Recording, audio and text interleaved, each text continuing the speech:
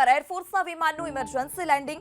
એરફોર્સના વિમાન તેજસનું સુરત એરપોર્ટ પર લેન્ડિંગ કરવામાં આવ્યું। ટેકનિકલ ખામીને લઈ ઇમરજન્સી લેન્ડિંગ થઈ હોવાની ચર્ચા છે। તો એરફોર્સના વિમાનનું સુરતમાં ઇમરજન્સી લેન્ડિંગ કરાવવામાં આવ્યું છે। એરફોર્સનું વિમાન તેજસનું સુરતના એરપોર્ટ પર ઇમરજન્સી લેન્ડિંગ કરાવવામાં આવ્યું। ટેકનિકલ ખામીને લઈ આ ઇમરજન્સી લેન્ડિંગ થયા હોવાની ચર્ચા છે। તો એરફોર્સના વિમાનનું સુરત એરપોર્ટ પર ઇમરજન્સી લેન્ડિંગ કરાવવામાં આવ્યું છે। વધુ માહિતી સાથે સંવાદદાતા ધનરાજ ફોન લાઈનથી જોડાઈ ચૂક્યા છે। જી ધનરાજ, એરફોર્સના વિમાનનું સુરત એરપોર્ટ પર ઇમરજન્સી લેન્ડિંગ કરાવવામાં આવ્યું, કયા કારણો સામે આવી રહ્યા છે?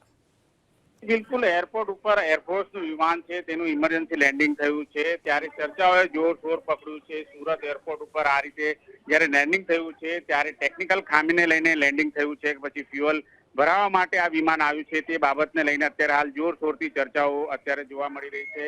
જે રીતે માહિતી મળી રહી છે, એરપોર્ટ ઓથોરિટી અત્યારે હાલ કોઈ પણ જવાબ આપી નથી રહ્યું, પરંતુ જે વિમાન છે એરપોર્ટના જે રનવે છે ત્યાં અત્યારે હાલ જોવા મળ્યું હતું। જો કે ટેકનિકલ ખામી સર્જાઈ છે કે પછી ફ્યુઅલ ભરાવા માટે આવ્યું છે એ બાબતને લઈને ચર્ચા ઉઠી છે ત્યારે જે વિમાન છે એ આકાશમાં લહેરાતું જોવા મળ્યું હતું। ત્યારબાદ સુરત એરપોર્ટ ઉપર તેનું લેન્ડિંગ થયું છે ત્યારે ચર્ચાનો દોર શરૂ થયો છે કે આખરે જે એરફોર્સનું વિમાન છે તેજસ એનું લેન્ડિંગ કરવામાં આવ્યું છે। અચરજ પામી રહ્યા છે લોકો। માહિતી મળી રહી છે તે મુજબ ટેકનિકલ ખામી અથવા તો ફ્યુઅલ ભરાવા માટે આ વિમાન લેન્ડિંગ કર્યું હોય તેવી ચર્ચા છે। જી ધનરાજ, સમગ્ર માહિતી બદલ આભાર।